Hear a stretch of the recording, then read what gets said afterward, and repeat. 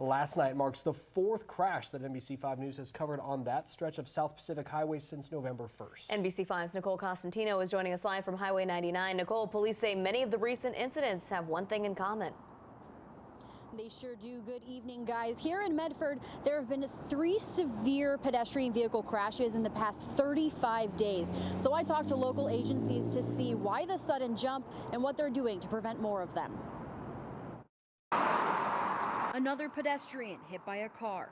This one along South Pacific Highway in Garfield in South Medford. We're not sure what their reasoning is for crossing. We're not sure if they're expecting vehicles to see them and yield to them. This makes the 3rd pedestrian vehicle crash in Medford in the last 35 days, the 4th on this stretch of 99, a number police say is high above the norm.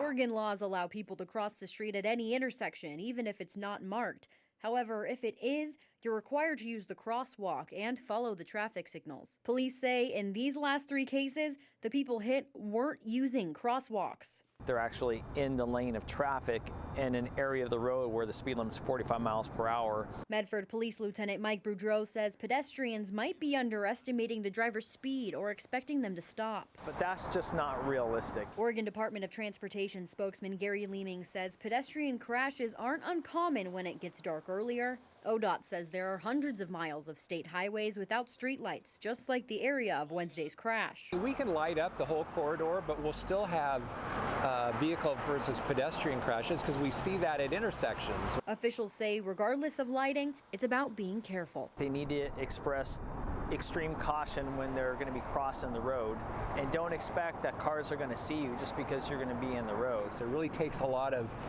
judgment and awareness of what's happening around them.